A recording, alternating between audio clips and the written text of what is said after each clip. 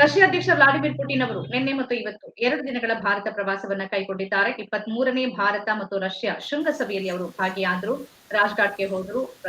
ಅಲ್ಲಿ ಮಹಾತ್ಮ ಗಾಂಧಿಯವರ ಸಮಾಧಿಗೆ ಪುಷ್ಪ ನಮನವನ್ನ ಸಲ್ಲಿಸಿದ್ರು. ಅನಂತರದಲ್ಲಿ ಇಬ್ಬರು ನಾಯಕರು ಅಂದ್ರೆ ಪುಟಿನ್ ಮತ್ತು ಮೋದಿ ಇಬ್ಬರು ಜಂಟಿ ಸುದ್ದಿಗೋಷ್ಠಿಯನ್ನು ನಡೆಸಿ ಹಲವಾರು ವಿಚಾರಗಳ ಬಗ್ಗೆ ಅವರು ಮಾಹಿತಿಯನ್ನು ಹಂಚಿಕೊಂಡಿದ್ದಾರೆ. ಪ್ರಮುಖವಾಗಿ ತೈಲವನ್ನ ನಾವು ಭಾರತಕ್ಕೆ ಇನ್ನು ಮುಂದೇನೂ ನಾವು ಕೊಡ್ತೀವಿ ಅನ್ನೋದ್ರ ಬಗ್ಗೆ ಪುಟಿನ್ ಅವರು ಹೇಳಿದ್ದಾರೆ. ಇನ್ನೊಂದು ಕಡೆಯಲ್ಲಿ ಭಯೋತ್ಪಾದನೆ ಉಕ್ರೇನ್ ಅನ್ನ ಉದ್ದೇಶಿಸಿ ಮತ್ತು ಪಹಲ್ಗಾಮ್ ಅನ್ನ ಪ್ರಸ್ತಾಪಿಸಿ ಭಯೋತ್ಪಾದನೆಯನ್ನು ಭಾರತ ಎಂದಿಗೂ ಸಹಿಸೋದಿಲ್ಲ ಅಂತ ಹೇಳಿದ್ದಾರೆ. ಹಲವಾರು ದ್ವಿಪಕ್ಷೀಯ ಒಪ್ಪಂದಗಳು ಆಗಿದೆ.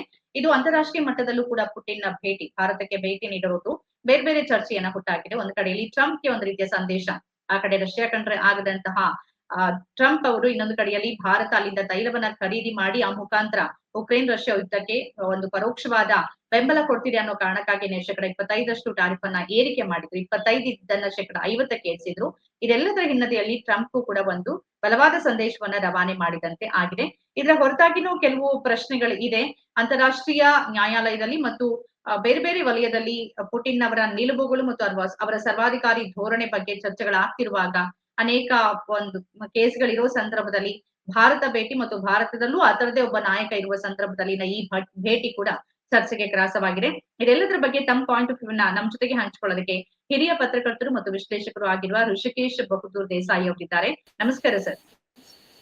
ನಮಸ್ಕಾರ. Good evening. ಪುಟಿನ್ ಭಾರತದ ಭೇಟಿಯನ್ನ ತಾವು ಯಾವ ದೃಷ್ಟಿಕೋನದಿಂದ ನೋಡ್ತೀರಿ ಮತ್ತು ಇದ್ರ ಬಗ್ಗೆ ತಮ್ಮ ವಿಶ್ಲೇಷಣೆ ಏನು, ತಮ್ಮ ಪಾಯಿಂಟ್ ಆಫ್ ವ್ಯೂ ಏನು?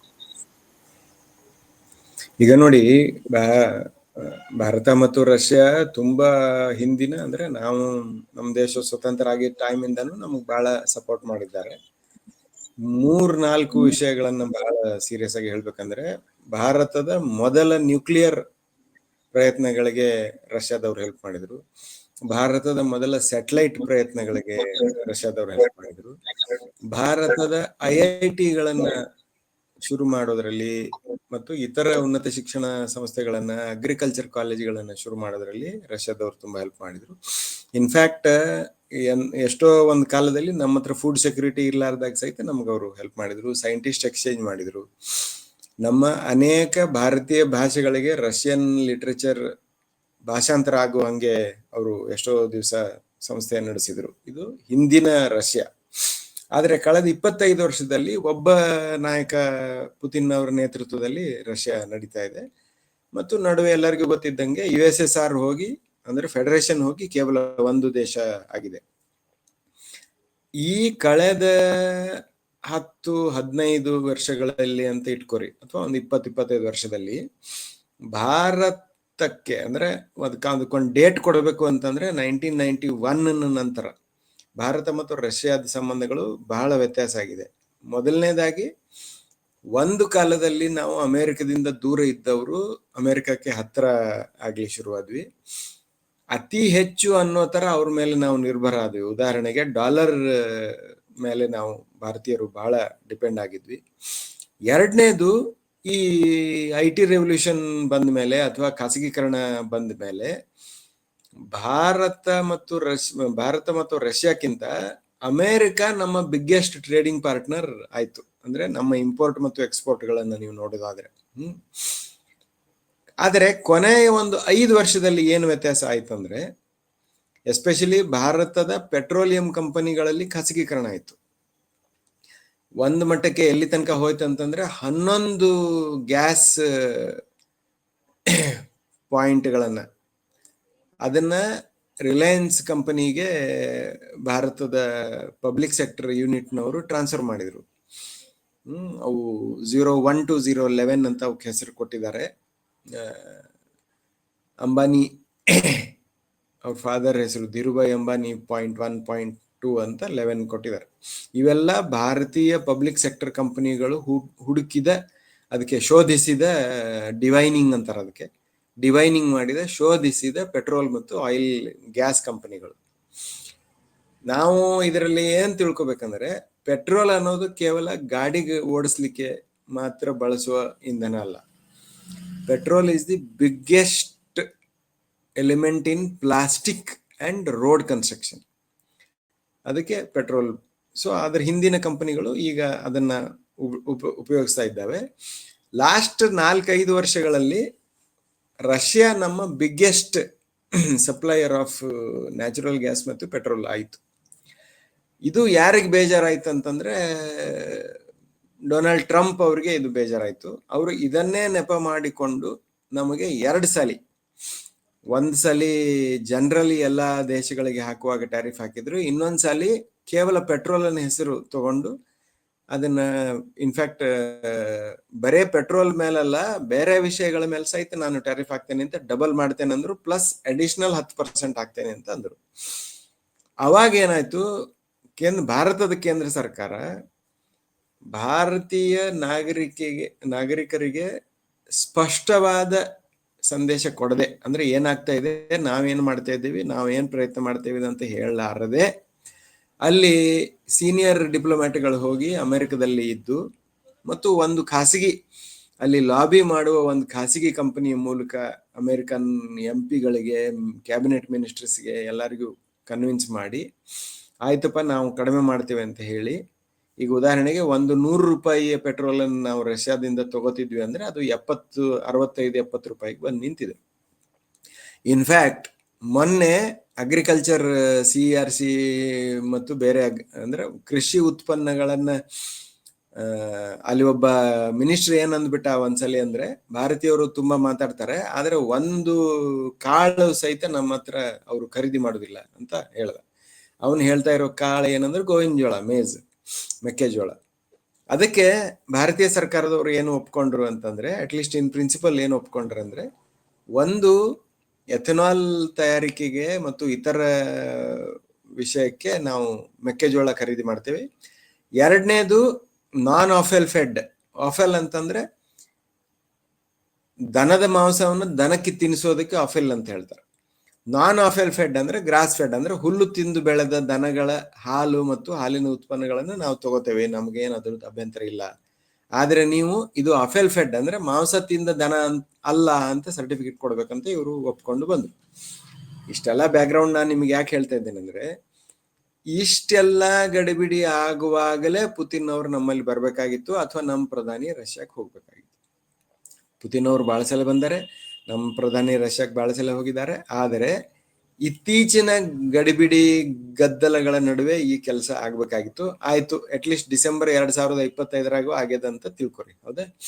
ಇವತ್ತು ಅವರು ಎಕ್ಸ್ಚೇಂಜ್ ಮಾಡಿದ 4 ಅಗ್ರಿಮೆಂಟ್ಗಳನ್ನ ನೀವು ನೋಡೋದಾದ್ರೆ, ಒಂದನೇದು ಮೈಗ್ರೆಂಟ್ ಲೇಬರ್, ಎರಡನೇದು ಕ್ರಿಟಿಕಲ್ ಮಿನರಲ್, ಮೂರನೇದು ಹೆಲ್ತ್, ನಾಲ್ಕನೇದು ಫುಡ್ ಸೆಕ್ಯೂರಿಟಿ, ಐದನೇದು ಜಾಯಿಂಟ್ ಸ್ಟ್ರಾಟಜಿಕ್ ಆಕ್ಟಿವಿಟೀಸ್. ಅದ್ರ ಬಗ್ಗೆ ಡಾಕ್ಯುಮೆಂಟ್ ಎಕ್ಸ್ಚೇಂಜ್ ಮಾಡಿಲ್ಲ, ಮಾತಾಡಿದ್ದಾರೆ. ಇದರಲ್ಲಿ ನನಗೆ ಅರ್ಥ ಆಗೋದು ಏನಂದ್ರೆ, ಮೊದಲನೇದಾಗಿ ನನಗೆ ಆಸ್ ಎ ಕನ್ಸರ್ನ್ ಸಿಟಿಸನ್ ನನಗೆ ಮೊದಲನೇದು ಅರ್ಥ ಆಗೋದು ಏನಂದ್ರೆ, ಒಂದ್ ರೀತಿ ನಾನು ಅದನ್ನು ಒಪ್ಕೋತೇನೆ, ಮೆಚ್ಕೋತೇನೆ, ಅಂದ್ರೆ ಮೈಗ್ರೆಂಟ್ ಲೇಬರ್. ಯಾಕೆಂದ್ರೆ ಭಾರತೀಯರು ಕೂಲಿ ಕೆಲಸಕ್ಕೆ ದುಡಿಲಿಕ್ಕೆ ಹೋದ ರಷ್ಯಾದವ್ರನ್ನ ಉಕ್ರೇನ್ ನಲ್ಲಿ ಸೈನಿಕರಾಗಿ ಬೆಳೆಸ್ತಾ ಇದ್ದಾರೆ ಇವರು. ಅವರು ಮನೆಗಳಿಗೆ ಮಾತಾಡಿಲ್ಲ, ಅವರು ಸತ್ತು ಹೋದಾರೋ ಇದ್ದಾರೋ ಗೊತ್ತಿಲ್ಲ ಅಂತ ಕೆಲವು ಕಂಪ್ಲೇಂಟ್ಗಳು ಬರ್ತಾ ಇತ್ತು. ಆ ಹಿನ್ನೆಲೆಯಲ್ಲಿ ಏನಾದ್ರೂ ಈ ಮೈಗ್ರೆಂಟ್ ಲೇಬರ್ ಅಗ್ರಿಮೆಂಟ್ ವರ್ಕ್ ಆಗೋದಾದ್ರೆ, ಭಾರತೀಯರ ಹಿತ ರಕ್ಷಣೆ ಅದು ಮಾಡಬಹುದಾದ್ರೆ ನಾನು ಅದನ್ನ ಬೆಂಬಲಿಸ್ತೇನೆ, ಒಪ್ತೇನೆ. ನಂಬರ್ 1. ನನಗೆ ಅರ್ಥ ಆಗಲಾರದು ಏನಂತಂದ್ರೆ, ಹೆಲ್ತ್ ಅಂಡ್ ಫ್ಯಾಮಿಲಿ ವೆಲ್ಫೇರ್ ಮತ್ತು ಫುಡ್ ಸೆಕ್ಯೂರಿಟಿದು ಒಂದು ಡಾಕ್ಯುಮೆಂಟ್ ಎಕ್ಸ್ಚೇಂಜ್ ಮಾಡಿದೆ. ಋಷಿಕೇಶ್ ಅವರೇ, ಮಧ್ಯ ಪ್ರವೇಶ ಮಾಡ್ತಾ ಇದ್ದೀನಿ. ಆದ್ರೆ ಒಂದು ವಿಶ್ಲೇಷಣೆ ಏನ್ ಕೇಳಿ ಬರ್ತಿದೆ ಅಂತಂದ್ರೆ, ಈ ಮೈಗ್ರೆಂಟ್ಸ್ ಒಪ್ಪಂದ ಏನ್ ಮಾಡ್ಕೊಂಡಿದ್ದಾರೆ ಅದು ಭಾರತದಿಂದ ರಷ್ಯಾಗೆ ಕೆಲಸಕ್ಕೆ ಮುಂದಿನ ದಿನಗಳಲ್ಲಿ ಹೋಗೋದಕ್ಕೆ ಅಥವಾ ಅಲ್ಲಿಂದ ಇಲ್ಲಿಗೆ ಬರೋದಕ್ಕೆ ಅದಕ್ಕೆ ಬಹಳ ಉಪಕಾರಿ ಆಗ್ಲಿದೆ ಅಂತ ನೀವ್ ಹೇಳಿದ ರೀತಿಯಲ್ಲಿ. ಅಲ್ಲಿ ಯಾರು ತೊಂದರೆಗೆ ಸಿಕ್ಕಾಕೊಂಡಿದ್ದಾರೆ ಅವರನ್ನ ವಾಪಸ್ ಕರ್ಕೊಂಡ್ ಬರೋಕ್ಕೂ ಅಥವಾ ಅವ್ರ ಮಾಹಿತಿಯನ್ನ ಬೇಗ ತಿಳಿಯೋದಕ್ಕೂ ಅವ್ರಿಗೆ ಸಹಾಯ ಮಾಡೋದಕ್ಕಿಂತ ಹೆಚ್ಚಾಗಿ ನಂತರದ ದಿನಗಳಲ್ಲಿ ಮತ್ತೆ ಇನ್ನೊಂದಷ್ಟು ಕಾರ್ಮಿಕರನ್ನ ಇಲ್ಲಿಂದ ಕಳ್ಸೋದಕ್ಕೆ ಅದು ಸಹಕಾರಿ ಆಗತ್ತೆ ಅಂತ ಡೀಟೇಲ್ಸ್ ಇನ್ನು ಸಿಗ್ಬೇಕಿದೆ. ಬಟ್ ಅದ ಅಂದ್ರೆ ಈಗ ನಾನು PIB ಪ್ರೆಸ್ ನೋಟ್ ನೋಡ್ತಾ ಇದ್ದೆ, ಅದ್ರಾಗ ಏನು ಡೀಟೇಲ್ ಇಲ್ಲ. ನೀವು ಹೇಳ್ದಂಗೆ ಫ್ಯೂಚರ್ ಅಂತ ಇರ್ಬೋದು, ಬಟ್ ನಾ ಹೇಳೋದೇನಂದ್ರೆ, ಆಯ್ತಪ್ಪ ಫ್ಯೂಚರ್ ಅಲ್ಲಿ ನೀವು ಹೆಂಗ್ ಕಳಿಸ್ಬೇಕು ಅಂತ ಅನ್ನೋದ್ರ ಬಗ್ಗೆ ಒಪ್ಪಂದ ಮಾಡ್ಕೊಂಡಿರಿ ಅಂತ ತಿಳ್ಕೊರಿ. ಆದ್ರೆ ಅದು ನಿನ್ನೆಯ ನಮ್ಮ ಅನುಭವದ ಮೇಲೆ ಆಗ್ಬೇಕು ಅಲ್ವಾ? ಈ ನಮ್ಮ ಹುಡುಗರ್ನ ಇಲ್ಲಿ ಕೆಲ್ಸಕ್ಕೆ ಕರ್ಕೊಂಡು ಹೋಗಿ ಕನ್ಸ್ಟ್ರಕ್ಷನ್ ಲೇಬರ್, ಉದಾಹರಣೆಗೆ ಬಿಲ್ಡಿಂಗ್ ಕಟ್ಲಿಕ್ಕೆ ಕೆಲ್ಸಕ್ಕೆ ಕರ್ಕೊಂಡು ಹೋದವ್ರನ್ನ ಸಹಿತ ಸೈನಿಕರು ಮಾಡಿಬಿಟ್ಟಾರಂತ ಒಂದು ಕಂಪ್ಲೇಂಟ್ ಇದೆ. ಈ ತರ ದುರ್ಬಳಕೆ ಆಗ್ಬಾರ್ದು ಅನ್ನೋ ಕ್ಲಾಸ್ ಅದರಲ್ಲಿ ಇದೆಯಾ? ಈಗ ನೀವು ಅವರ ಜಾಯಿಂಟ್ ಪ್ರೆಸ್ ಮೀಟ್ ಅನ್ನ ನೋಡಿದ್ರೆ ಅಥವಾ ಸ್ಪೋಕ್ಸ್ ಪರ್ಸನ್ ಮಾತಾಡ್ತಾ ಇದ್ದೇನೆ ನೋಡಿದ್ರೆ, ಅಥವಾ ಪ್ರೆಸ್ ನೋಟ್ ನೋಡಿದ್ರೆ ಅದ್ರಾಗ ಈ ಲೈನ್ ಇಲ್ಲ. ನಾನು ಸುಮ್ನೆ ಹೋಪ್ ಮಾಡ್ತಾ ಇದ್ದೇನೆ. ಅಂದ್ರೆ ನಮ್ಮ ಈಗಿನ ಸಮಸ್ಯೆಯನ್ನ ನೋಡಿ ಮುಂದಿನ ಅಗ್ರಿಮೆಂಟ್ ಅನ್ನ ಇವ್ರು ಮಾಡ್ತಾರೆ ಅಂತ ಆದ್ರೆ ಅದನ್ನ ನಾನು ವೆಲ್ಕಮ್ ಮಾಡ್ತೇನೆ. ಇದು ಒಂದು. ಆದ್ರೆ ನಾನು ಆಮೇಲೆ ಸ್ಟ್ರಾಟಜಿಕ್ ಸ್ಟ್ರಾಟಜಿಕ್ ಅಂದ್ರೆ ಯುದ್ಧಕ್ಕೆ ಸಂಬಂಧಪಟ್ಟಿದ ಕೋಆಪರೇಷನ್ ಅಥವಾ ಏನ್ ನಮ್ಮ ಸೈನ್ಯಕ್ಕೆ ಸಂಬಂಧಪಟ್ಟಿದ ಕೋಆಪರೇಷನ್ ಅಂತಂದ್ರೆ ನಾವು 2 ರೀತಿ ಕೋಆಪರೇಷನ್ ಅನ್ನ ಮಾಡ್ತೇವೆ ಇಲ್ಲಿ ತನಕ ಆಲ್ರೆಡಿ. ಒಂದು, ಓಪನ್ ಆಗಿ ಹೇಳೋದಾದ್ರೆ, ಭಾರತೀಯರು ಯುದ್ಧಕ್ಕೆ ಹೋದಾಗ ಅಥವಾ ಭಾರತೀಯರ ಮೇಲೆ ಯಾರು ಯುದ್ಧಕ್ಕೆ ಬಂದರೆ ರಷ್ಯಾದಿಂದ ಯುದ್ಧಕ್ಕೆ ಬೇಕಾದ ಸಾಮಗ್ರಿಗಳನ್ನ, ಆಯುಧಗಳನ್ನ ತರಿಸ್ಕೊಳ್ಳೋದು ಅಗ್ರಿಮೆಂಟ್. ಬಟ್ ಇದು ಹೊಸದೇ ಅಲ್ಲ, ಇದು 1946-47 ಇಂದ ಇದೆ. ಇನ್ಫ್ಯಾಕ್ಟ್ ನಮ್ಮ ಮೊದಲನೆಯ ಗನ್ಗಳು ಮತ್ತು ಮೊದಲನೇ ವಿಮಾನಗಳು ಮತ್ತು ಮೊದಲನೇ ಸಬ್ಮರೀನ್ಗಳು ರಷ್ಯಾದಿಂದನೇ ಬಂದಿತ್ತು. ಅದು ಕಂಟಿನ್ಯೂ ಆಗ್ಬೋದು ಅಂತ ತಿಳ್ಕೊರಿ. ಅದಕ್ಕೂ ನನಗೆ ಆಶ್ಚರ್ಯ ಇಲ್ಲ. ನನಗೆ ಅರ್ಥ ಆಗಲಾರದು ಅಥವಾ ಸರ್ಕಾರದಿಂದ ಇನ್ನೂ ಹೆಚ್ಚು ಸ್ಪಷ್ಟೀಕರಣ ನಮಗೆ ಯಾವ್ದು ಬೇಕಾಗಿದೆ ಅಂದ್ರೆ, ಒಂದು ಹೆಲ್ತ್ ಅಂಡ್ ಫ್ಯಾಮಿಲಿ ವೆಲ್ಫೇರ್ ಅಲ್ಲಿ ಏನು ಅಗ್ರಿಮೆಂಟ್ ಆಗ್ತಾ ಇದೆ, ಎರಡನೇದು ಫುಡ್ ಸೆಕ್ಯೂರಿಟಿ. ಅಂದ್ರೆ ಫುಡ್ ಸೆಕ್ಯೂರಿಟಿ ಯಾಕೆ ನಾನು ಒತ್ತಿ ಹೇಳ್ತೇನೆ ಅಂತಂದ್ರೆ, ಈಗ ಉದಾಹರಣೆಗೆ ರಷ್ಯಾ ಭೂಪ್ರದೇಶದಲ್ಲಿ ಬಹಳ ದೊಡ್ಡದು, ಆದ್ರೆ ಜನಸಂಖ್ಯೆಯಲ್ಲಿ ಕಮ್ಮಿ. ಅಂದ್ರೆ ಅವ್ರದ್ದು ಪರ್ ಕ್ಯಾಪಿಟಾ ಪಾಪ್ಯುಲೇಷನ್ ಡೆನ್ಸಿಟಿ ಕಮ್ಮಿ. ಎಲ್ಲಿ ತನಕ ಕಮ್ಮಿ ಅಂದ್ರೆ ಭಾರತಕ್ಕಿಂತ ಕಮ್ಮಿ. ಹಿಂಗಾಗಿ ಅಲ್ಲಿ ಕೃಷಿ ಭೂಮಿ ತುಂಬಾ ಜಾಸ್ತಿ ಇದೆ ಮತ್ತು ಕೆಲವು ಕಡೆಗಳಲ್ಲಿ ಕಂಪನಿಗಳು ಕೃಷಿ ಮಾಡ್ತವೆ. ಭಾರತ ತರ ಇಂಡಿವಿಜುವಲ್ ರೈತರು ಮಾಡಂಗಿಲ್ಲ. ಈಗ ಹಂಗ್ ಮಾಡ್ಯಾರ ಅಂತ ತಿಳ್ಕೊರಿ. ಒಂದು ದೊಡ್ಡ ಕಂಪನಿಯ ವಿರುದ್ಧ ಅವರು ತಮ್ಮ ಕೃಷಿ ಉತ್ಪನ್ನಗಳನ್ನು ಇಂಡಿಯಾ ಕಳಿಸ್ಬೇಕು ಅಂತಂದ್ರೆ ಅವರು ಕ್ವಾರಂಟೈನ್ ಪಾಸ್ ಮಾಡ್ಬೇಕಾಗ್ತದೆ. ಅಂದ್ರೆ ಫುಡ್ ಸೆಕ್ಯೂರಿಟಿ ಲಾ ಪ್ರಕಾರ ಅವ್ರು ಕಳಿಸ್ಬೇಕಾಗ್ತದೆ. ಯಾವ ಭಾರತೀಯ ರೈತ, ಸಣ್ಣ ರೈತ ಅಥವಾ ಇವನ್ ಮಧ್ಯಮ ಮಟ್ಟದ ರೈತ ಕಂಪನಿ ಕೃಷಿ ಮಾಡುವ ಕಂಪನಿಗಳ ಉತ್ಪನ್ನ ಜೊತೆ ಅವನು ಸ್ಪರ್ಧೆ ಮಾಡ್ಲಿಕ್ಕೆ ಸಾಧ್ಯ ಇಲ್ಲ. ಅದೇ CRC ಲಾಸ್ಟ್ ಟೈಮ್ ಆಸ್ಟ್ರೇಲಿಯಾದಿಂದ ಬಂದಾಗ ನೆನಪಿರ್ಬೋದು. ಆಸ್ಟ್ರೇಲಿಯಾದಿಂದ ನಾವು ಹಾಲಿನ ಉತ್ಪನ್ನ ತರಿಸ್ತೇವೆ ಅಂತ ಲಾಸ್ಟ್ ಗವರ್ಮೆಂಟ್, ಮನಮೋಹನ್ ಸಿಂಗ್ ಅವ್ರ ಗವರ್ಮೆಂಟ್ ಅವ್ರು ಪ್ಲಾನ್ ಮಾಡ್ತಾ ಇದ್ದಾಗ ಯಾಕೆ ವಿರೋಧ ಬಂತು ಅದಕ್ಕೆ ಅಂದ್ರೆ, ಆಸ್ಟ್ರೇಲಿಯಾದಲ್ಲಿ ಒಬ್ಬೊಬ್ಬರ ಜಮೀನಿನ ಗಾತ್ರ 500-600 ಎಕರೆ ಇರ್ತದೆ. ಅವನ ಜೊತೆ ಒಬ್ಬ ಸಣ್ಣ ಒಂದೇ ದನ ಕಟ್ಟಿದವನು, ಒಂದೇ ಹಸು ಎಮ್ಮೆ ಕಟ್ಟಿದವನು ಹೆಂಗೆ ಸ್ಪರ್ಧೆ ಮಾಡ್ಲಿಕ್ಕೆ ಸಾಧ್ಯ ಆಗ್ತದಲ್ವಾ? ಈ ಹಿನ್ನೆಲೆಯಲ್ಲಿ ನಾನು ಸರ್ಕಾರದಿಂದ ಇದಕ್ಕೆ ಸ್ಪಷ್ಟೀಕರಣ ಬೇಕು ಅಂತ ಕೇಳ್ತಾ ಇದ್ದೇನೆ. ಎರಡನೇದು. ಮೂರನೇದು ಹೆಲ್ತ್. ಓಕೆ, ಈಗ ಇನ್ನೊಂದು, ನೀವು ಹೆಲ್ತ್ ಬಗ್ಗೆ ಮಾತನಾಡ್ಬಿಡಿ, ಮುಂದಿನ ಪ್ರಶ್ನೆಗೆ ಹೋಗ್ಬಿಡ್ತೀನಿ. ಋಷಿಕೇಶ್ ಅವ್ರೆ, ತೊಂದ್ರೆ ಇಲ್ಲ, ಮಾತಾಡಿ. ಸಿಂಪಲ್ ಹೇಳ್ತೇನೆ ನಾನು ನಿಮ್ಗೆ ನೆನಪಿದೆಯಾ, ಉಕ್ರೇನ್ ನಲ್ಲಿ ಯುದ್ಧ ಶುರುವಾದಾಗ ಹಾವೇರಿ ಹುಡುಗ ಒಬ್ಬ ಸತ್ತಲ್ಲಿ ಯುದ್ಧದಲ್ಲಿ. ಅವನು MBBS ಓದ್ಲಿಕ್ಕೆ ಹೋಗಿದ್ದ. ಇವತ್ತಿಗೂ ಇಷ್ಟೆಲ್ಲ ಗದ್ದಲಾದ್ರೂ ಇವತ್ತಿಗೂ ಉಕ್ರೇನ್ಗೆ ಮತ್ತು ರಷ್ಯಾಕ್ಕೆ ಭಾರತೀಯರು ಅನೇಕರು ವಿದ್ಯಾರ್ಥಿಗಳು MBBS ಓದ್ಲಿಕ್ಕೆ ಹೋಗ್ತಾರೆ. ಯಾಕೆ ಅಂದ್ರೆ ಅಲ್ಲಿ MBBS ಓದುವ ಖರ್ಚು ನಮಗಿಂತ ಸುಮಾರು 5-6 ಪಟ್ಟು ಕಮ್ಮಿ ಅಂತ ನನಗೆ ಹೆಂಗ್ ಗೊತ್ತು ಅಂದ್ರೆ ಒಬ್ಬ ಹೋದವರು ನನಗೆ ಹೇಳಿದ್ರು. ಆ ಹಿನ್ನೆಲೆಯಲ್ಲಿ ಏನಾದ್ರು ನೀವು family welfare, health and family welfare ಕಾನೂನು ಮಾಡ್ತಾ ಇದ್ದೀರಾ ಗೊತ್ತಿಲ್ಲ. ಅಥವಾ ಅಲ್ಲಿ ಓದಿ ಬಂದ ವಿದ್ಯಾರ್ಥಿಗಳು ಇಲ್ಲಿ ಬಂದ ತಕ್ಷಣ ಒಂದು ಎಕ್ಸಾಮ್ ಬರೀಬೇಕಾಗ್ತಿತ್ತು ಅವ್ರು ಇಷ್ಟು ದಿವಸ. ಆ ಎಕ್ಸಾಮ್ಗೆ ಏನಾದ್ರು ಎಕ್ಸಾಮ್ಷನ್ ಕೊಡ್ತಿದ್ದೀರಾ? ರಷ್ಯಾದ MBBS ಅನ್ನ ನಾವು ನೇರವಾಗಿ ಒಪ್ಕೊಳ್ಳೋ ಅಂತದ್ ಏನಾದ್ರು ಮಾಡ್ತಾ ಇದ್ದೀರಾ? ಅದು ನಮ್ಗೆ ಗೊತ್ತಿಲ್ಲ. ಅಥವಾ ಉಲ್ಟಾ ಹೇಳ್ಬೇಕಾದ್ರೆ ಭಾರತೀಯ ವೈದ್ಯರ ಪರಿಣಿತಿಯನ್ನು ನೀವು ರಷ್ಯಾದಲ್ಲಿ ಬಳಸೋ ಪ್ಲಾನ್ ನಲ್ಲಿ ಇದ್ದೀರಾ? ಅಥವಾ ನಮ್ಮ ಕಂಪನಿಗಳಿಗೆ, ಮೋಸ್ಟ್ ಲೈಕ್ಲಿ ನನಗೆ ಅನಿಸ್ತಾ ಇರೋದು ಇದು, ನಮ್ಮ ಔಷಧ ತಯಾರಿ ಕಂಪನಿಗಳಿದ್ದೇವಲ್ಲ ಅವರಿಗೆ ರಷ್ಯಾದ ಕೆಲಸ ಕೊಡುವಂಥದ್ದು, ಅಲ್ಲಿ ಇಲ್ಲಿಂದ ರಫ್ತು ಮಾಡಿಸಿ ಅಲ್ಲಿ ಆಮದು ಮಾಡೋದು, ಅಥವಾ ಅಲ್ಲಿ ಏನಾರು ಔಷಧ ಕಂಪನಿಗಳಿಗೆ ಇಲ್ಲಿಂದ ಆಮದು ಮಾಡೋದು, ಈ ತರ ಇರಬಹುದು ಅಂತ ನನ್ಗೆ ಅನಿಸ್ತಾ ಇದೆ. ನೀವ್ ಹೇಳ್ರಿ. ಈಗ 2-3 ಪ್ರಶ್ನೆಗಳನ್ನ ನಿಮ್ ಮುಂದೆ ಇಟ್ಬಿಡ್ತೀನಿ. ಒಂದು, ನೀವೇ ಹೇಳ್ದಂಗೆ ಪುಟಿನ್ 2000 ಇಸ್ವಿಯಿಂದ ಇಲ್ಲಿ ತನಕ ಇದು 6ನೇ ಭೇಟಿ ಅಂತ ಅಂದ್ಕೊಳ್ತೀನಿ. ಹಿಂದೆ UPA ಸಂದರ್ಭದಲ್ಲೂ ಅವ್ರು ಭೇಟಿ ಕೊಟ್ಟಿದ್ರು, ಈಗಲೂ ಭೇಟಿ ಕೊಟ್ಟಿದ್ದಾರೆ. ಈ ಸಂದರ್ಭದಲ್ಲಿ ಅವರ ಭೇಟಿ ಹೆಚ್ಚಿನ ಒಂದು ಪ್ರಾಮುಖ್ಯತೆಯನ್ನು ಪಡೆದುಕೊಳ್ಳೋದಕ್ಕೆ ಏನ್ ಕಾರಣ? ಮೊದಲ ಪ್ರಶ್ನೆ. ಮತ್ತು ಸಹಜವಾಗಿನೇ ರಷ್ಯಾ ಮೇಲೆ ಒಂದು ಹಂತದಲ್ಲಿ ಸಿಟ್ಟಾಗಿರುವಂತ ಮತ್ತು ಭಾರತ ಅಲ್ಲಿಂದ ತೈಲ ಖರೀದಿ ಮಾಡ್ತಿದೆ ಅನ್ನೋ ಕಾರಣಕ್ಕಾಗಿನೇ ಅದರ ವಿರುದ್ಧ ಟಾರಿಫ್ ಹಾಕಿರುವಂತ ಟ್ರಂಪ್ ನಡೆ ಏನಾಗಿರ್ಬೋದು? ಅಂತಾರಾಷ್ಟ್ರೀಯ ಮಟ್ಟದಲ್ಲಿ ಈ ಭೇಟಿಯ ಫಲಶ್ರುತಿ ಏನಿರುತ್ತೆ? ಎರಡನೇದಾಗಿ. ಮೂರನೇ ಪ್ರಶ್ನೆ ಏನು ಅಂತಂದ್ರೆ, ಈಗ ಹೌದು ನಾವು ಅಲ್ಲಿಂದ ತೈಲವನ್ನ ಖರೀದಿ ಮಾಡ್ತಿದೀವಿ ಅಥವಾ ಬೇರೆ ಒಕ್ಕೂಟದ ಮುಖಾಂತರವಾಗಿ ಖರೀದಿ ಮಾಡ್ತಿದೀವಿ. ಈ ಯುರೋಪಿಯನ್ ಒಕ್ಕೂಟದ ಮೇಲಿನ ಒಂದು ಅಂದ್ರೆ ಡಾಲರ್ ಅನ್ನ ಒಂದು ಪ್ರಬಲ ಆಗ್ತಿರೋ ಡಾಲರ್ ಅನ್ನ ಅದನ್ನ ಹೇಗಾದ್ರೂ ಮಾಡಿ ತಡಿಬೇಕು ಅನ್ನೋದು ಅಥವಾ ಬೇರೆ ಕರೆನ್ಸಿನ ಬಳಸಬೇಕು ಅನ್ನೋದು ಇವರ ಈ ಎಲ್ಲ ಪ್ರಯತ್ನಗಳು ಸಫಲ ಆಗತ್ತೆ ಮುಂದಿನ ದಿನಗಳಲ್ಲಿ ಅಂತ ಅನ್ಸುತ್ತೆ.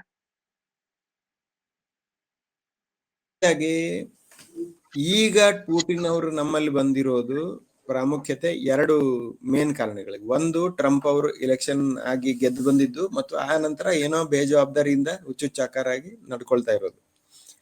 ಎರಡನೇದು, ಈ ಬ್ರಿಕ್ಸ್ ಡೆವಲಪ್ಮೆಂಟ್ ಮತ್ತು ಮೊನ್ನೆ ಚೈನಾದಲ್ಲಿ ಶಾಂಘೈ ಕೋಆಪರೇಷನ್ ಸಮಿಟ್ ಮಾಡಿದಾಗ ನಮ್ಮವರು ಹೋಗಿದ್ದು ನಿಮಗೆ ನೆನಪಿರ್ಬೋದು. ಅಲ್ಲಿ ಪ್ರಧಾನಿ ಮೋದಿ ಅವರು ಪುಟಿನ್ ಮತ್ತು ಜಿನ್ಪಿಂಗ್ ಅವರಿಗೆ ಮಾತಾಡ್ತಾ ಇರುವ ಫೋಟೋ ಮತ್ತು ವಿಡಿಯೋ ಭಯಂಕರ ಶೇರ್ ಆಯ್ತು. ಅದಕ್ಕೆ ಇಂಟರ್ನ್ಯಾಷನಲ್ ಕಾಮೆಂಟ್ ಬಂತು, ಏನಂದ್ರೆ ಹೊಸ ಆಕ್ಸಿಸ್ ಆಫ್ ಪವರ್ ಅಂತಂದ್ರೆ ಅದ ಹೊಸ ನಾಯಕತ್ವದ ಹುಟ್ಟು ಅನ್ನೋ ತರ ಆಕ್ಸಿಸ್ ಆಫ್ ಪವರ್ ಬರ್ತಾ ಇದೆ ಅಂತ. ಮತ್ತೆ ವಾಪಸ್ ಭಾರತದ ಸ್ವಾತಂತ್ರ್ಯ ಟೈಮಿಗೆ ವಾಪಸ್ ಹೋಗೋದಾದ್ರೆ, ಫಸ್ಟ್ 10-15 ವರ್ಷಗಳಲ್ಲಿ ಅಥವಾ 17-18 ವರ್ಷಗಳಲ್ಲಿ ಭಾರತದ ವಿದೇಶಾಂಗ ನೀತಿ ಹೆಂಗಿರ್ಬೇಕು ಅಂತ ಅನ್ನೋದಕ್ಕೆ ನೆಹರು ಅವರು ಪಂಚಶೀಲ ತತ್ವ ಹೇಳಿದ್ರು ಮತ್ತು ನಾನ್ ಅಲೈನ್ ಮೂವ್ಮೆಂಟ್ ಹೇಳಿದ್ರು. ಅಂದ್ರೆ ಈ ವಿಶ್ವದಲ್ಲಿ ಇಬ್ರು ಬಹಳ ದೊಡ್ಡ ಪವರ್ಫುಲ್ ಜನ ಇದ್ದಾರೆ, ರಷ್ಯಾ ಅಮೆರಿಕ, ನಾವಿಬ್ರು ಹತ್ರ ಹೋಗೋದಿಲ್ಲಪ್ಪ, ನಮ್ಮ ಅಷ್ಟಕ್ಕೆ ನಾವಿರ್ತೇವೆ, ನಾವು ನ್ಯೂಟ್ರಲ್ ಆಗಿರ್ತೇವೆ ಅಂತ ಹೇಳುವ ಸ್ನೇಹಿತರೆ ನಮಗ್ ಸಿಗ್ತಾರೆ, ನಾವೆಲ್ಲ ಸೇರಿ ಒಂದು ನಾನ್ ಅಲೈನ್ ಮೂವ್ಮೆಂಟ್ ಮಾಡ್ತೇವೆ ಅಂತ ಅವರು ಹೇಳ್ತಾ ಇದ್ರು. ಅಲಿಪ್ತ ಸಭೆ, ಆ ಅಲಿಪ್ತ ಸಭೆ 1990ರ ನಂತರಗಳಲ್ಲಿ ವೀಕ್ ಆಯ್ತು. ಇನ್ನೊಂದು, ಈ ಖಾಸಗೀಕರಣ ಎಲ್ಲ ಆಗಿದ್ದಕ್ಕೆ, ಇಂಟರ್ನ್ಯಾಷನಲ್ ಬಾರ್ಡರ್ಸ್ ಎಲ್ಲ ಕರೆಗೆ ಹೋಗಿದ್ದಕ್ಕೆ, ನಾವು ಒಬ್ಬರ ಮೇಲೆ ಒಬ್ರು ಆಮದು ಮತ್ತು ರಫ್ತಿಗೆ ಡಿಪೆಂಡ್ ಆಗಿದ್ದಕ್ಕೆ ಅದರ ಅಗತ್ಯ ನಮಗ್ ಬೀಳಿಲ್ಲ. ಮತ್ತು ನಾ ಮೊದ್ಲೇ ಆಗಲೇ ಹೇಳ್ದಂಗೆ ರಷ್ಯಾ ಬಿಟ್ಟು ನಾವು ಅಮೆರಿಕ ಕಡೆ ಹೋದ್ವಿ. ಆದ್ರೆ ಆ ತಪ್ಪು ಮಾಡಿದ್ದಕ್ಕೆ ಟ್ರಂಪ್ ಅವರು ನಮ್ಮನ್ನ ಜೋರಾಗಿ ಪನಿಷ್ ಮಾಡಿದ್ರು, ನಮ್ಗೆ ಶಿಕ್ಷೆ ಕೊಟ್ಟರು. ಆ ಹಿನ್ನೆಲೆಯಲ್ಲಿ ಪುಟಿನ್ ಅವರು ಬಂದಿರೋದು ಬಹಳ ಇಂಪಾರ್ಟೆಂಟ್. ನಾನು ಏನ್ ನಿರೀಕ್ಷೆ ಮಾಡ್ತಾ ಇದ್ದೀನಿ ಅಂತಂದ್ರೆ, ಯಾವ್ಯಾವ ಕ್ಷೇತ್ರದಲ್ಲಿ ನಮಗೆ ಟ್ರಂಪ್ ಅವರು ಟ್ಯಾರಿಫ್ ಹಾಕಿದ್ದಾರೋ ಆ ಕ್ಷೇತ್ರದಲ್ಲಿ ರಷ್ಯಾ ಬಹಳ ಮುಕ್ತವಾಗಿ ಟ್ರೇಡ್ ಮಾಡ್ತದೆ ಅನ್ನೋ ಅಶ್ಯೂರೆನ್ಸ್ ಅವ್ರ ಕಡೆಯಿಂದ ಬಂದ್ರೆ ನಾನು ಬಹಳ ಖುಷಿಯಾಗಿದ್ದೀನಿ. ನೀವು ತಲೆ ಕಟ್ಸ್ಕೋಬೇಡ್ರಿ, ನಿಮ್ಗೆ ಅವ್ರು ಟ್ರಂಪ್ ಟ್ಯಾರಿಫ್ ಹಾಕಿದ್ರೆ ಪರವಾಗಿಲ್ಲ, ನಾನ್ ನಿಮ್ಮನ್ನ ಮುಕ್ತವಾಗಿ ಸ್ವಾಗತ ಮಾಡ್ತೇನೆ ಅಂತ ಅವ್ರು ಹೇಳಿದ್ರೆ ಅಥವಾ ಅವರಿಂದ ಈ ಸ್ಟೇಟ್ಮೆಂಟ್ ಬಂದ್ರೆ ನಾನು ಖುಷಿ ಆಗ್ತೇನೆ. ಅವರು ಸ್ಪೆಸಿಫೈ ಮಾಡೋದು ಬೇಡ, ಜನರಲ್ ಆಗಿ ಹೇಳಿದ್ರೆ ಸಾಕು. ಒಂದು. ಎರಡನೇದು, ನೀವು ಅಂದ್ರಲ್ಲ, ಈಗ ಭಾರತೀಯರ ಪರಿಸ್ಥಿತಿ ನೀವು ನೋಡೋದಾದ್ರೆ ಜಗತ್ತಿನ 200 ದೇಶಗಳ ಪರಿಸ್ಥಿತಿಗಿಂತ ಭಾರತೀಯರ ಪರಿಸ್ಥಿತಿ ಏನ್ ಭಿನ್ನ ಆಗಿಲ್ಲ. ಯಾಕೆ? ನಾವೆಲ್ಲರೂ ಕೂಡಿ ಒಂದು ತಪ್ಪು ಮಾಡಿ ಏನು ಮಾಡಿಬಿಟ್ಟಿದ್ದೇವೆ ಅಂತಂದ್ರೆ, ಕಳೆದ ಎಸ್ಪೆಷಲಿ 20-30 ವರ್ಷಗಳಲ್ಲಿ ಅಮೆರಿಕ ಮತ್ತು ಯುರೋಪ್ ಡಿಸೈರ್ಡ್ ಡೆಸ್ಟಿನೇಷನ್ಸ್, ಅಂದ್ರೆ ನಾವು ಹೋಗಿ ಇರ್ಲಿಕ್ಕೆ ಅಲ್ಲಿ ಅದು ಬಹಳ ಒಳ್ಳೆ ಸೂಕ್ತ ಜಾಗ, ಮತ್ತು ನಾವು ಬಿಸಿನೆಸ್ ಮಾಡ್ಲಿಕ್ಕೆ ಅವರು ಒಳ್ಳೆಯವರು, ಮತ್ತು ಅವರ ಇನ್ವೆಸ್ಟ್ಮೆಂಟ್ ನಮ್ಮ ದೇಶದಲ್ಲಿ ಬರ್ಲಿ, ನಮ್ಮ ಹುಡುಗರು ಅವ್ರ ಕಂಪನಿಗಳಿಗೆ ಕೆಲಸ ಮಾಡ್ಲಿ, ಅದು ಬಹಳ ಒಂಥರ ಕನಸಿನ ಕೆಲಸ, ಡ್ರೀಮ್ ಜಾಬ್ ಅಂತ ನಾವು ಅನ್ಕೊಂಡಿದ್ದೇವೆ. ಇದು ಏನಾಗಿದೆ, ಕೇವಲ ಎರಡೇ, ಒಂದು ಯುರೋಪಿಯನ್ ಬ್ಲಾಕ್, ಇನ್ನೊಂದು ಅಮೆರಿಕನ್ ಬ್ಲಾಕ್ ಅನ್ಬಾರ್ದು, ಬರೀ USA ಯುನೈಟೆಡ್ ಸ್ಟೇಟ್ಸ್, ಅದು ಬಹಳ ಸ್ಟ್ರಾಂಗ್ ಆಗಿ ಉಳಿಲಿಕ್ಕೆ ಆಗಿದೆ. ಇದು ಆಗಬಾರ್ದಾಗಿತ್ತು. ಈಗ ನೋಡ್ರಿ, ನಮ್ಮನ್ನ ಬಿಟ್ಬಿಡ್ರಿ, ಅತಿ ಹೆಚ್ಚು ಅನ್ಗಾರ್ಡೆಡ್ ಬಾರ್ಡರ್ ಇರುವ ಕೆನಡಾಕ್ಕೆ ಅವರು ಟ್ಯಾರಿಫ್ ಹಾಕಿದ್ರು. ಟ್ಯಾರಿಫ್ ಹಾಕೋದಲ್ಲ, ಅವರ ಸೋಪಜ್ಞತೆಗೆ, ಅವರ ಸ್ವಾಯತ್ತತೆಗೆ ಧಕ್ಕೆ ಬರುವಂತೆ ನೀವು ಕೆನಡಾದ ಪ್ರೆಸಿಡೆಂಟ್ ಅಲ್ಲ, ಪ್ರೈಮ್ ಮಿನಿಸ್ಟರ್ ಅಲ್ಲ, ನೀವು ಕೆನಡಾದ ರಾಜ್ಯದ ಗವರ್ನರ್, ಯಾಕಂದ್ರೆ ನೀವು ನಮ್ಮ ರಾಜ್ಯ ಅನ್ನೋ ತನಕ ಅವರು ಮಾತಾಡಿದ್ರು. ಆ ನಂತರ East Europe, especially East European, ಹಿಂದುಳಿದ ಪೂರ್ವ ಯುರೋಪಿಯನ್ ದೇಶಗಳಿಗೆ ಭಯಂಕರ ತೊಂದರೆ ಕೊಟ್ಟರು. ಅವರೆಲ್ಲ ಈಗ ಏನ್ ಮಾಡ್ತಾ ಇದ್ದಾರೆ, BRI ಸ್ಕೀಮ್ ಅಲ್ಲಿ ಮತ್ತೊಂದರಲ್ಲಿ ಚೈನಾ ಜೊತೆ, ಮೊನ್ನೆ ತಾನೇ ಸ್ಪೇನ್ ಮತ್ತು ಪೋರ್ಚುಗಲ್ಲಿನ ವಿದೇಶಾಂಗ ಸಚಿವರು ಮತ್ತು ಅಧಿಕಾರಿಗಳು ಚೈನಾಕ್ ಹೋಗಿ ಮಾತಾಡ್ಕೊಂಡು ಬಂದಾರೆ, ಅವ್ರ ಪ್ರೊಜೆಕ್ಟ್ಸ್ ಮಾಡ್ತಾ ಇದ್ರು. ಇದು ನಾ ಏನ್ ಹೇಳ್ತಾ ಇದ್ದೇನೆ, ಆಸ್ ಅನ್ ಏಷಿಯನ್ ಕಂಟ್ರಿ 1990 ಅಥವಾ 2000ದಲ್ಲಿ ನಾವು ಏನ್ ದೊಡ್ಡ ತಪ್ಪು ಮಾಡಿದ್ವಿ ಅಂದ್ರೆ, ನಾವು ನಮ್ಮ ಪೂರ್ವದ ದೇಶಗಳ ಚೈನಾ, ಜಪಾನ್, ಕೊರಿಯಾಗಳ ಹತ್ರ ಹೆಚ್ಚು ನೋಡ್ಬೇಕಾಗಿತ್ತು, ಹೆಚ್ಚು ಸಂಬಂಧ ಬೆಳೆಸ್ಕೋಬೇಕಾಗಿತ್ತು, ಮತ್ತು ನಮಗೆ ಅವರೊಂದಿಗೆ ಐತಿಹಾಸಿಕ ಸಂಬಂಧ ಇದೆ. ಇವತ್ತಿಗೂ ಜಪಾನ್ ಮತ್ತು ಚೈನಾದವರು ಭಾರತಕ್ಕೆ ಬುದ್ಧ ಧರ್ಮದ ಸಲುವಾಗಿ ಮತ್ತೊಂದು ಸಲುವಾಗಿ ನಮ್ಮ ಹತ್ರ ನೋಡ್ತಾರೆ, ಅದನ್ನ ನಾವು ಉಪಯೋಗ ಮಾಡ್ಕೊಳ್ಳಿಲ್ಲ. ಇದೇ ಕಂಪ್ಲೇಂಟ್ ಅನ್ನು ನಾನು ಬೇರೆ ಉದಾಹರಣೆಗೆ ಆಫ್ರಿಕನ್ ಕಂಟ್ರೀಸ್ ಜೊತೆನೂ ನಾ ಹೇಳ್ಬೋದು. ನಮಗೆ ಅಮೆರಿಕ ಮತ್ತು ಯುರೋಪ್ ಆದರ್ಶ ದೇಶಗಳಾಗಿ ಉಳಿದು ಅದರಿಂದಾಗಿ ಈ ಎರಡನೇ ಪ್ರಾಬ್ಲಮ್. ಮೂರನೇದು ಏನಂದ್ರಿ ನೀವು?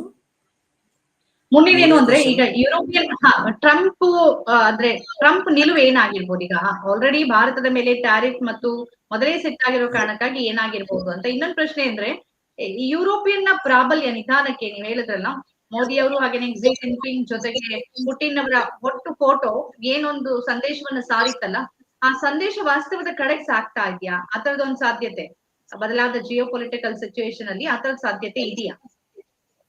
ನೋಡ್ರಿ, ನನಗೆ ಅದು ಒಂದನೇ ದಿವಸ ಫೋಟೋ ಬಂದಾಗ CNN ಅವರು BBC ಅವರೆಲ್ಲ ಮಾತಾಡ್ತಿದ್ದ ಕೇಳ್ತಾ ಇದ್ದಾಗ ಏನ್ ಅನ್ಸ್ತಾ ಇತ್ತಲ್ಲ, ಆ ಫೀಲಿಂಗ್ ನಾನು ಉಳ್ದಿಲ್ಲ. ಯಾಕಂದ್ರೆ ಅದು ಮುಂದುವರಿಲಿಲ್ಲ.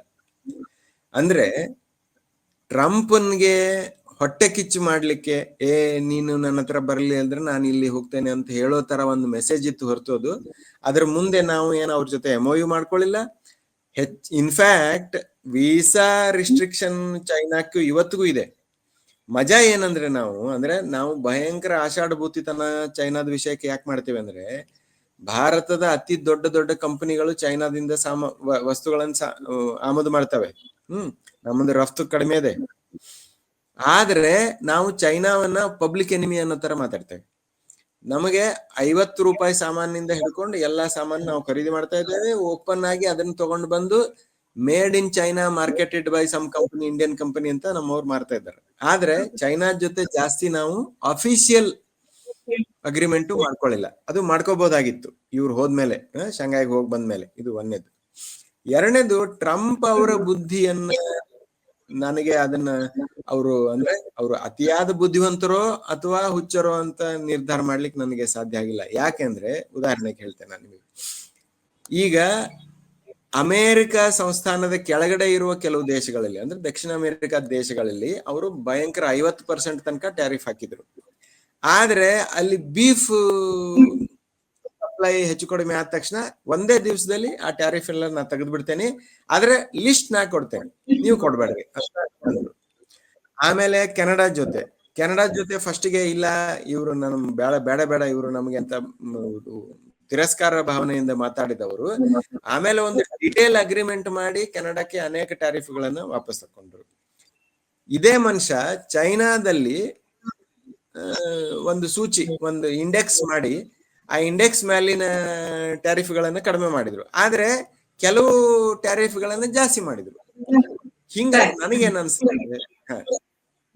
ಅನ್ಸ್ತದೆ, ನಾವು ಭಾರತೀಯ ಸರ್ಕಾರದವರಾಗ್ಲಿ, ನಮ್ಮ ವಿದೇಶಾಂಗ ನೀತಿಯನ್ನ ಮಾಡುವವರಾಗ್ಲಿ ಅಥವಾ ಅದನ್ನ ಜಾರಿ ಮಾಡುವವರಾಗ್ಲಿ, ನಾವು ಒಂದು ಡಿಸಿಷನ್ ತಗೋಬೇಕು. ಏನಂದ್ರೆ, ನಾವು ಇದ್ರೂ ಸತ್ತು ಅಮೆರಿಕ ಜೊತೆ ಇರ್ತೇವೆ ಅಂತ ಆದ್ರೆ ನಾವು ಟ್ಯಾರಿಫ್ ಗಳನ್ನ ಕಡಿಮೆ ಮಾಡ್ಲಿಕ್ಕೆ ಅಥವಾ ಬೇರೆ ಬೇರೆ ಅಗ್ರಿಮೆಂಟ್ ಮಾಡ್ಕೊಳ್ಳಿಕ್ಕೆ ಪ್ರಯತ್ನ ಮಾಡ್ಬೇಕು. ಇದು ಒಂದು. ಇಲ್ಲ, ನೀನಷ್ಟೇ ನೀ ಹೋಗಪ್ಪ, ನಮ್ಮಷ್ಟೇ ನಾವು ದಾರಿ ಹುಡ್ಕೋತೇವೆ ಅಂತ ಆದ್ರೆ ನಾವು ಬೇರೆ ಬ್ಲಾಕ್ಗಳಾದ, ಉದಾಹರಣೆಗೆ ಯುರೋಪಿಯನ್ ಬ್ಲಾಕ್, ಉದಾಹರಣೆಗೆ ನಮ್ಮ ಈಸ್ಟರ್ನ್ ಬ್ಲಾಕ್ ಅಂದ್ರೆ ಕೊರಿಯಾ, ಚೈನಾ, ಜಪಾನ್, ಅಥವಾ ಆಫ್ರಿಕನ್ ಬ್ಲಾಕ್, ಈಗ ಲೋ ಕಾಸ್ಟ್ ಪ್ರೊಡ್ಯೂಸಿಂಗ್ ಕಂಟ್ರಿಗಳಿದ್ದಾವೆ, ವಿಯತ್ನಾಂ, ಥೈಲ್ಯಾಂಡ್, ಇಂಡೋನೇಷ್ಯಾ, ಲಾವೋಸ್ ಅಂತ ಕಡೆ. ಈ ಕಡೆ ನಾವು ಗಮನ ಹರಿಸಬೇಕು. ಮತ್ತು ರಷ್ಯಾ ಯಾವಾಗಿಂದನೂ ಟ್ರಸ್ಟೆಡ್ ಪಾರ್ಟ್ನರ್, 60-70 ವರ್ಷದಿಂದನೂ ನಮ್ ಜೊತೆ ಇದ್ದಾರೆ ಅವರು. ನನಗೇನ್ ಅನ್ಸ್ತದೆ ಅಂದ್ರೆ, ಈಗ ನೋಡಿ, ಪಾಕಿಸ್ತಾನ ವಿಷಯ ಆಯ್ತು, ಮತ್ತೊಂದು ವಿಷಯ ಆಯ್ತು, ಟ್ರಂಪ್ ಅವರು ಅನಗತ್ಯವಾಗಿ ಮಾತಾಡಿದಾಗ ನಾವು ಜೋರಾದ ಧ್ವನಿಯಲ್ಲಿ ಸ್ಪಷ್ಟೀಕರಣ ಕೊಡ್ಲಿಲ್ಲ. ನಮ್ಮಷ್ಟಕ್ಕೆ ನಮ್ ಜನ ತಿಳ್ಕೊತಾರೆ ಅಂತ ನಾವು ಸುಮ್ಮನೆ ಇದ್ಬಿಟ್ಟೇವೆ. ಅದ್ರ ಬದಲಿಗೆ ಮತ್ತು ಈ ಪೆಟ್ರೋಲ್ ವಿಷಯಕ್ಕೆ ನಾ ಯಾಕಾಗಲೇ ನಿಮ್ ಖಾಸಗಿ ಕಂಪನಿ ಅಂತ ಹೇಳಿದೆ ಅಂದ್ರೆ, ಭಾರತದ ಸರ್ಕಾರಿ ತೈಲದ ಕಂಪನಿಗಳು ಅಷ್ಟೊಂದು ಆಮದು ಮಾಡ್ತಾ ಇಲ್ಲ, ಪ್ರೈವೇಟ್ ಕಂಪನಿಗಳು ಮಾಡ್ತಾ ಇದ್ದಾವೆ. ಇರ್ಲಿ, ಅವರು ಭಾರತೀಯರೇ ಅಂತ ತಿಳ್ಕೊಡ್ರಿ. ಆದರೆ ಅದನ್ನ ನಾವು ಅಮೆರಿಕನ್ನರು ನಮ್ಮ ಕೈ ತಿರುವಿದಾಗ ನಾವು ಅಷ್ಟು ಸರಳವಾಗಿ ಒಪ್ಕೋಬಾರ್ದಾಗಿತ್ತು ಅಂತ ನನ್ಗೆ ಅನ್ಸುತ್ತೆ. ಇದನ್ನ ಈಗ ಅಂದ್ರೆ ಪುತಿನ್ ಅವರು ಸ್ಪಷ್ಟೀಕರಿಸ್ಬೇಕು. ಕೊನೆ ಪ್ರಶ್ನೆ, ಆಂತರ್ಯದಲ್ಲಿ ಗೋಡ್ಸೆ ಆ ಆಲೋಚನೆ ಇದ್ರೂ ಕೂಡ ರಾಜ್ಘಾಟ್ಗೆ ಭೇಟಿ ಕೊಡ್ಬೇಕು ಮತ್ತು ಗಾಂಧಿ ದೇಶದ ಅಸ್ಮಿತೆಯಾಗಿ, ಅಭಿಮಾನವಾಗಿ ಉಳ್ಕೊಳ್ತಾರೆ, ಇದ್ರ ಬಗ್ಗೆ, ಜೊತೆಗೆ ಭಗವದ್ಗೀತೆಯನ್ನ ರಷ್ಯಾ ಅಧ್ಯಕ್ಷರಿಗೆ ಕೊಟ್ಟ ಬಗ್ಗೆ ಏನಾದ್ರು ತಮ್ಗೆ ಪಾಯಿಂಟ್ ಆಫ್ ವ್ಯೂ ಇದೆಯಾ? ತಮ್ಮ ಕಮೆಂಟ್ಸ್ ಏನಾದ್ರು ಇದೆಯಾ?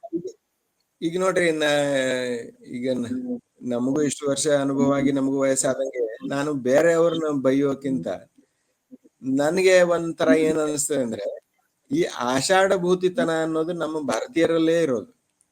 ನಾವು ಹೇಳೋದೊಂದು ಮಾಡೋದೊಂದು. ನಾ ಏನಂತೇನಿ, ನೋಡ್ರಿಪ್ಪ ಇಷ್ಟು ದಿವಸ ನಮ್ಮ ಪೊಲಿಟಿಕಲ್ ಸ್ಪಿರಿಚುವಲ್ ಲೀಡರ್ ಆಗಿದ್ದವರು ಗಾಂಧಿ, ಇನ್ಮೇಲೆ ಅವ್ರಲ್ಲ. ಇನ್ಮೇಲೆ ನಮಗ್ ಚಾಣಕ್ಯನೋ ಮತ್ಯಾನೋ ಸಾವರ್ಕರೋ ಗೋಡ್ಸೆನೋ ಅಂತ ನಾವ್ ಅದನ್ನ ಸ್ಪಷ್ಟವಾಗಿ ಹೇಳ್ಬೇಕು.